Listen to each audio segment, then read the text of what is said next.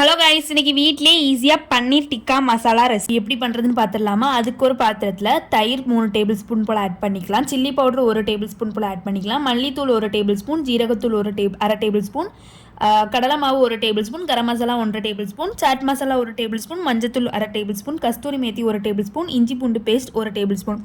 இதெல்லாம் சேர்த்துட்டு நல்லா மிக்ஸ் பண்ணி விட்டுடலாம். கொஞ்சமாக தண்ணி ஆட் பண்ணி இப்போ இது கூடவே ஒரு உப்பு தேவையான அளவு சேர்த்து நல்லா மிக்ஸ் பண்ணிவிட்டு இது கூடவே கட் பண்ணி வச்சுருந்த பன்னீர், ஆனியன், கேப்சிகம் 3ஐயும் ஆட் பண்ணி நல்லா கோட் பண்ணி வச்சிடலாம். இப்போ இதை மேரினேஷனுக்காக விட்டுறலாம் ஃப்ரிட்ஜில் ஒரு 15 to 20 மினிட்ஸ். இந்த மேரினேஷன் ஆகிற டைமில் ஒரு பேனில் 1 டேபிள் ஸ்பூன் போல் பட்டர் ஆட் பண்ணிவிட்டு அது கூடவே கொஞ்சமாக ஆயில் ஆட் பண்ணியிருக்கேன். இது கூடவே நறுக்கி வச்ச 3 வெங்காயத்தை ஆட் பண்ணி நல்லா மிக்ஸ் பண்ணி விட்டுடலாம். இது மிக்ஸ் ஆகிட்டு இருக்க டைமில் மேரினேட் பண்ண வச்சுருந்த பன்னீர் மிக்சரை எடுத்து ஒரு பேனில் பட்டர் ஆட் பண்ணிவிட்டு அதில் இந்த மிக்சரை ஆட் பண்ணிடலாம்.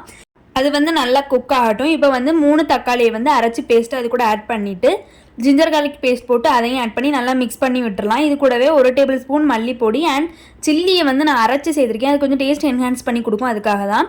இது கூடவே உப்பு தேவையான அளவு சேர்த்துட்டு ஒரு கொஞ்சமாக மஞ்சள் தூளும் சேர்த்து நல்லா வதக்கி விட்டுடலாம்.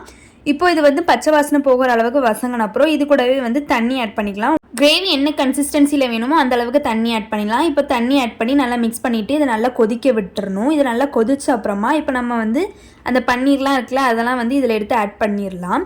இப்போ ஆட் பண்ண அப்புறம் இது ஒரு 5 மினிட்ஸ் போல் லிட் போட்டு க்ளோஸ் பண்ணி நல்லாவே கொதிக்க விட்டுருங்க. இப்போ இது கூடவே கொஞ்சமாக கெச்சப்பு, ஒரு அரை டேபிள் ஸ்பூன் போல் கரம் மசாலா அண்டு கஸ்தூரி மேத்தி ஆட் பண்ணி நல்லா மிக்ஸ் பண்ணிவிட்டு இறக்கிட்டோன்னா ரொம்பவே டேஸ்டியான பன்னீர் டிக்கா மசாலா ரெடி ஆயிடுச்சு. இன்றைக்கி இதை நாங்கள் நான் கூட சர்வ் பண்ணியிருந்தோம். இந்த நான் ரெசிபி ஆல்ரெடி நம்ம சேனலில் போஸ்ட் பண்ணியிருக்கோம். டிஸ்கிரிப்ஷனில் லிங்க் கண்டிப்பாக கொடுக்குறேன், தேவைப்பட்டால் செக் பண்ணி பார்த்துக்கோங்க. இந்த வீடியோ பிடிச்சிருந்தா வீடியோவை லைக் பண்ணுங்கள், ஷேர் பண்ணுங்கள், கமெண்ட் பண்ணுங்கள், மறக்காமல் நம்ம சேனலை சப்ஸ்கிரைப் பண்ணுங்கள். Okay friends, thank you.